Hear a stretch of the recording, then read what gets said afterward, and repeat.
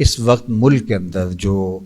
سیلاب کی تباہ کاریاں ہیں وہ کسی سے مخفی نہیں ہیں، اور اب تو اس قدر طوفان اور سیلاب بے قابو ہو گیا کہ ہمارے ملک کا ایک حصہ پانی میں بہہ گیا، لوگوں کے مویشی ڈور ڈنگر سب کچھ پانی میں بہہ گئے، ان کے گھر کوئی اتنے پختہ تھے بھی نہیں تھے، وہ گروندے ہی تھے، وہ بھی پانی کی نظر ہو گئے، اور یہ پگ ڈنڈیوں پر یا جہاں کوئی اونچے ٹیلے ہیں وہاں آ کے بیٹھ گئے۔ ادھر سے کبھی بارش برستی ہے اور کبھی سخت دھوپ کو انہیں سامنا کرنا پڑتا ہے، بیماریاں پھیل رہی ہیں، بھوک ہے، ننگ ہے، افلاس ہے، بے سر و سامانی ہے، گھر نہیں ہے، بے چینی ہے، اضطراب ہے، اپنے گھروں کے بہہ جانے کا صدمہ،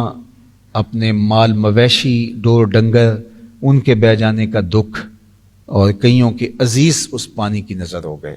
لاشیں تک نہیں ملی، اس سیلاب کی بے رحم موجیں ان کو کھا گئیں۔ سخت اذیت کے اندر ہمارے ملک کا ایک حصہ ہے، سندھ کا حصہ ہے، پنجاب کا حصہ ہے، بلوچستان ہے، اور کے پی کے کا ایک حصہ اس سیلاب کی نظر ہو گیا ہے۔ تو میں آپ سے کہوں گا کہ اللہ تعالیٰ نے ہمیں بہت عافیت میں رکھا ہے۔ وہ زلزلے کے جھٹکے جنہوں نے کشمیر اور سرحدی علاقہ جات کو توڑ کے رکھ دیا اور 1 لاکھ کے قریب اموات ہوئیں، ان جھٹکوں کو ہم نے یہاں بھی محسوس کیا تھا، لیکن اللہ نے ہمیں عافیت میں رکھا۔ شدید بارشیں یہاں بھی ہوئی ہیں، لیکن اللہ نے ہمیں ان بارشوں میں سیلابوں سے محفوظ رکھا۔ تو یہ اللہ کا کرم ہے کہ اللہ نے ہمیں ہر مشکل میں اور ہر حالت میں اپنے فضل سے، اپنے کرم سے محفوظ رکھا ہے۔ یہ ہمارا کوئی کمال نہیں ہے، یا ہمارے کوئی اعمال ایسے نہیں ہیں کہ ان اعمال کی وجہ سے ہمارے اوپر یہ خاص کوئی رحمت ہو رہی ہے، اس کا محض کرم ہے کہ اس نے ہمیں عافیت میں رکھا ہے، ورنہ زلزلے کے جھٹکے 1 سیکنڈ میں سب کچھ نیست و نابود کر دیتے ہیں، اور سیلاب اور طوفان اور تیز آندیاں یہ کچے اور پکے مکان کچھ نہیں دیکھتے، سب کچھ اڑا کے لے جاتی ہیں۔ قرآن مجید کے اندر قوم عاد، قوم سمود، اہل مدین اور اصحاب الرس ساری کہانیاں موجود ہیں، مضبوط چٹانوں میں جنہوں نے اپنے گھر بنائے ہوئے تھے، اور کہتے تھے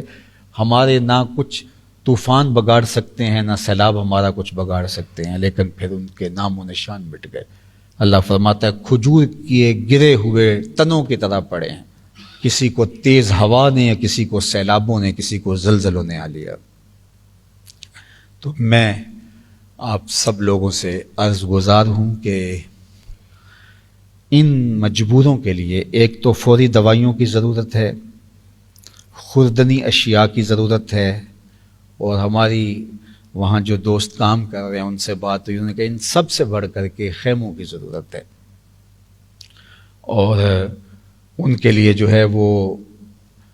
مستقل آباد کاری، جب پانی اترے گا تو مکانات کو تعمیر کرنا، جو تھوڑے بہت رہ گئے ہیں تو ان کو دوبارہ ان کی چھتیں سیدھی کر دینا، یا جو بالکل منہدم ہو گئے ہیں تو اگر کچے ہیں وہ تو بالکل ختم ہیں، اگر پکے مکان تھے تو اینٹیں بکھری ہوئی ہیں تو دوبارہ ان کو جو ہے وہ کھڑا کر دینا۔ وہ کوئی بہت لمبا کام نہیں ہے، ایک مکان کا کوئی 5 لاکھ 6 لاکھ کے قریب وہ ایک مکان دوبارہ ایوریج کھڑا ہو سکتا ہے۔ اتنے پیسے تو ہم واش روم پہ لگا دیتے ہیں، اس سے زیادہ لگا دیتے۔ اگر 500 گھر ہیں ہماری سوسائٹی کے اندر، ہر بندہ یہ طے کر لے کہ ایک مکان میں نے تعمیر کر کے دینا ہے اور 4 سے 5 لاکھ روپیہ اس پہ لگے گا، تو یہ کیا مشکل ہے۔ ایک غریب کے گھر کے اوپر چھت آ جائے گی اور اس کی اشک شوئی ہو جائے گی، دوبارہ اپنے گھر میں بیٹھ جائے گا، اور اس میں کئی ایسے بھی ہوں گے جن کے کچھ عزیز پانی میں بہہ گئے ہوں گے، تو وہ دوبارہ آسودہ ہو کے اپنے مکان میں آ جائیں گے۔ تو بتائیے کہ کس قدر ہم ان سے دعائیں لیں گے۔ ہماری آرزو یہ ہے کہ ہم ان کے لیے جو ہے وہ ایک کالونی ٹائپ مکان بنائیں، اس میں بھی آپ شامل ہو سکتے ہیں۔ اللہ تعالیٰ بہت بندوں کو توفیقات دے گا، لیکن میں چاہتا ہوں کہ اس کام میں ہمارا حصہ بہت زیادہ ہو۔ بس ترغیب دینا مقصود تھا تاکہ ہمارا حصہ ہو جائے، کل قیامت کے دن ہم رسول اللہ کے سامنے شرمندہ ہونے سے بچ جائیں۔ اور اللہ کا سامنا ہم نے کرنا ہے، اور اس کی مخلوق کس طرح تڑپ رہی ہے، تو اللہ جل شانہ اس کی توفیق